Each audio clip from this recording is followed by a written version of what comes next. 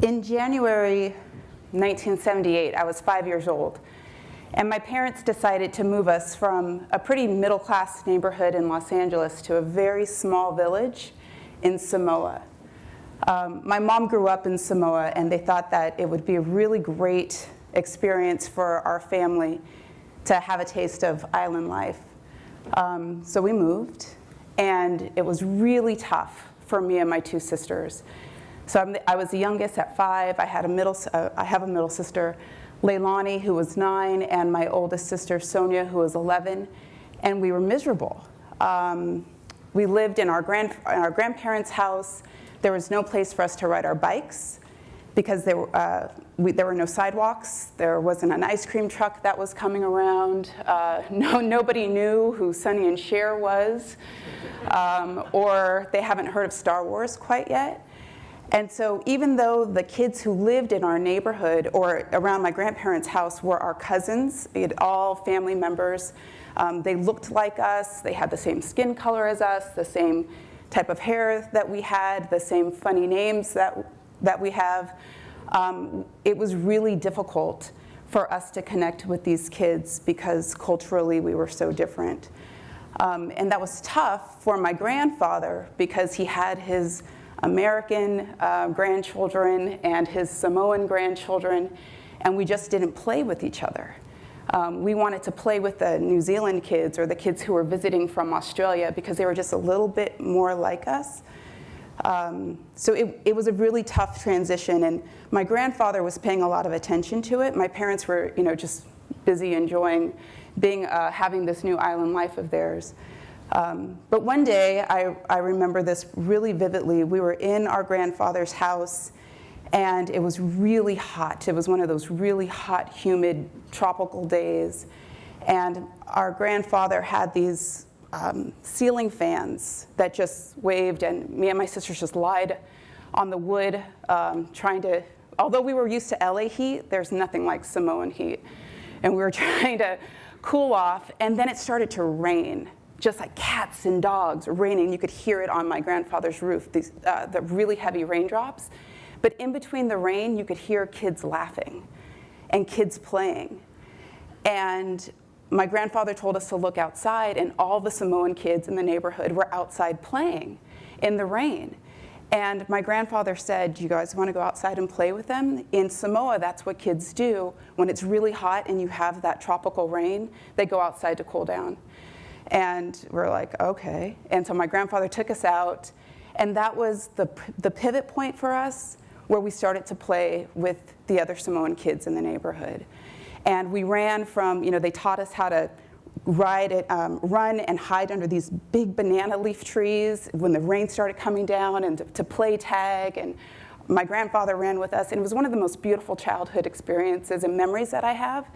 But that was the point. From that point on, we began to interact more with the community. We began to pick up more Samoan. Our Samoan cousins began to pick up more English. We exposed them to Star Wars and to Barbies. And we stayed there for 11 months, and it was, again, one of the most profound experiences that I've had in my life. And very sad, if you fast forward a year later, when we left Samoa to come back to the United States, the crying and the tears and the begging of me and my sisters to our parents that we can't leave this place. Don't make us go back to America. But they did. And then that's me after we came back. I'm always in the back of the class picture. But I grew up in South San Francisco. I'm Teuila Hanson. I oversee diversity and inclusion and employee engagement for Aecom. We are a fully integrated infrastructure and support services firm. That means we have about 45,000 architects, engineers, designers, planners. We work on projects such as the World Trade Center, the construction management project there. Some of our other projects, we do design and planning for the London Olympics. We're doing it for the Rio Olympics. Locally, we won the lead design work for the new Sacramento Kings Arena that's under development. So at Aecom, we think a lot about diversity, a lot about the employee experience and how we could impact the experience of our employees and look for that opportunity to make sure that our employees are engaged, that they find opportunities to be included, so that we could progress our talent through the organization. So I thought with back to school theme, it would be good to include a picture.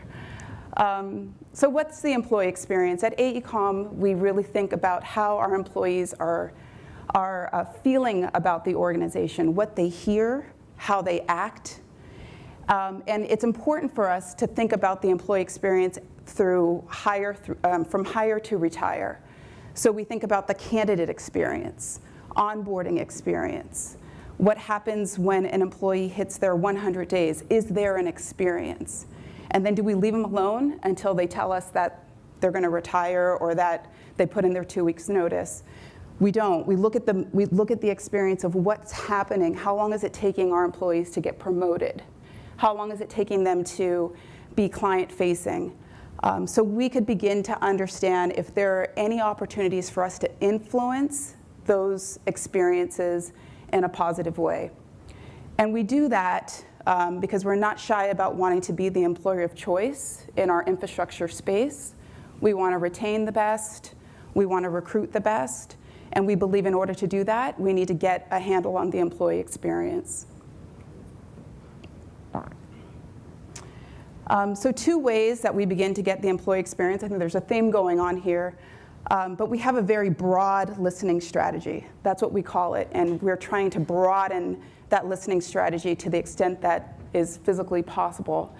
And that means we have an annual engagement survey, full census, 45,000 employees, but we also conduct pulse surveys.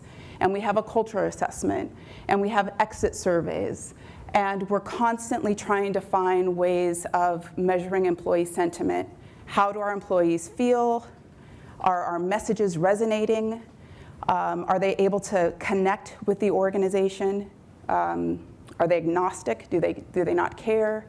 We look at Net Promoter Score from when our employees exit the organization, who's talking about our organization in a positive way, and who might be detracting clients or talent from the organization. So we use internal social media tools also as two-way feedback with our employees, also using a lot of voting and polling options, really trying to get as much data as we possibly can. And then when we look at our data, our metrics, I think everybody looks at your hiring statistics, your turnover statistics, how long it's taking individuals to be promoted and move within the organization. But we're constantly trying to figure out what is the story there. And from the diversity perspective, we're constantly trying to figure out what's happening. Why is it that women aren't progressing at the same rate as men? Or that it's difficult, or minorities may not be progressing as the same rate as non-minorities. We also look at what's happening, for example, when someone goes on maternity leave. And when they return from maternity leave, getting really specific, how long is it taking them to be promoted? So we could constantly figure out not just what our employees are telling us when we're listening to them, but what the data is telling us as well. So we have a full holistic picture of what's going on through the organization. And then it's really fun working with our data analysts, trying to cut that data by tenure, by age, by race, by any sort of metric that we have, so we could get really specific stories, and then use that information to come up with actions that are very focused, that will make an impact to our employees' experience. So I'll share a few examples.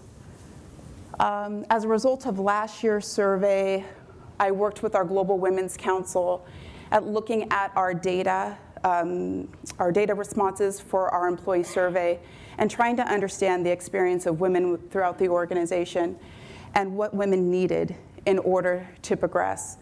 So we came up with a concept, M-Circles, which is a play on lean-in circles, and launched a pilot of group mentoring circles to advance diversity within the organization. So as of today, we have about 18 globally, we have circles in Shanghai and Abu Dhabi, here in San Francisco. But we understood that there were very different experiences. So a woman in Abu Dhabi, her challenges with being client-facing and being a leader is very different than a woman here in San Francisco. So we set up the circle in such a way that we allowed for grassroots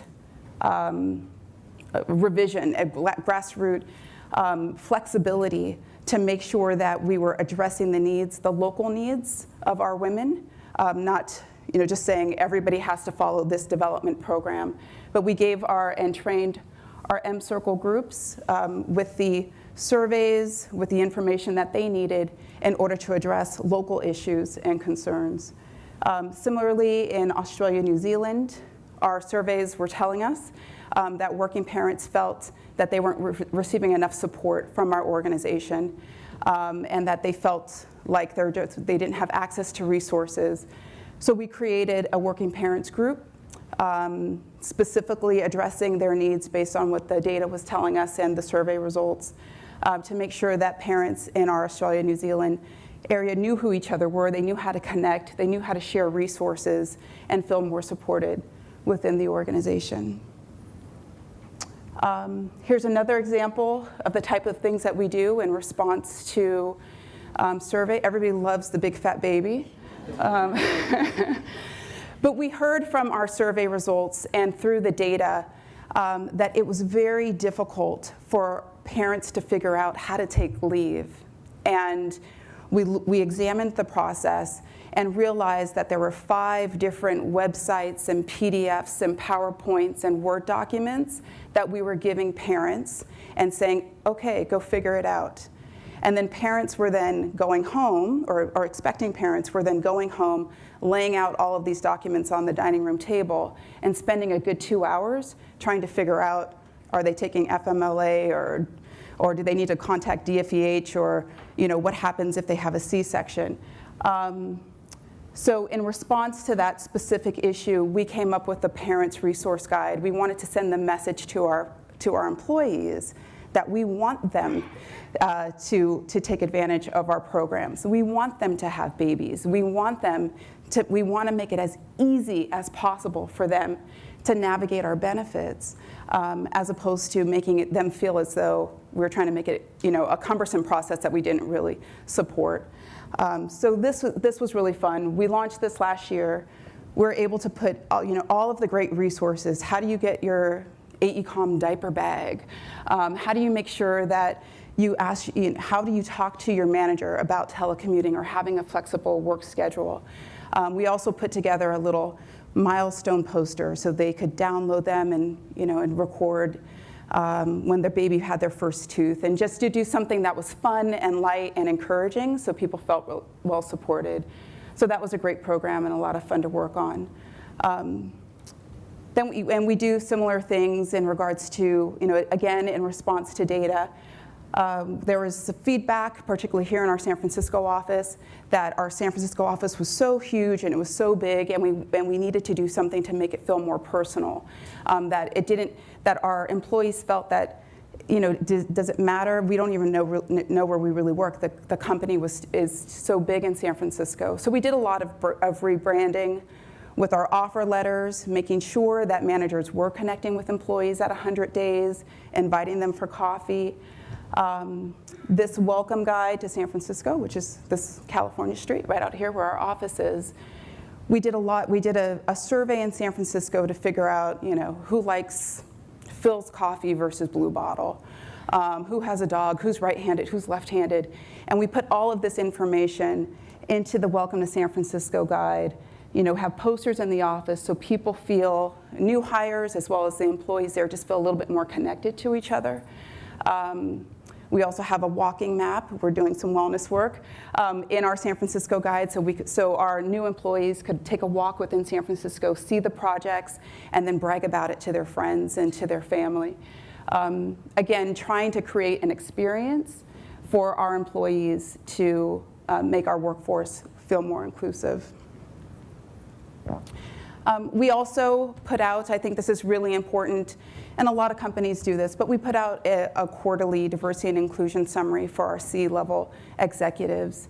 We use a lot of infographics. We tell a lot of stories highlight a lot of individuals, make it as personal and human as possible, so our C-suite understands what we're trying to achieve in diversity and inclusion. Why they're seeing pictures of big fat babies, and really explaining the business case and why that's important and how that's driving engagement and what the numbers are telling us. So that's a key deliverable in my function. And then I'll just leave you with a few actions. I think if you're looking at diversity and inclusion holistically, it is important to start with the experience of your employees and understanding what that feels like, and then looking for those pivot actions. I like to keep my grandfather in mind. I think he was listening to us. He was sort of measuring our experience, and then he found that opportunity to react by encouraging us to go outside and play in the rain. So to the extent that you could take my grandfather's wisdom back to your employers as well and implement some new policies, I think you'll also see increased engagement and increased diversity. Thank you.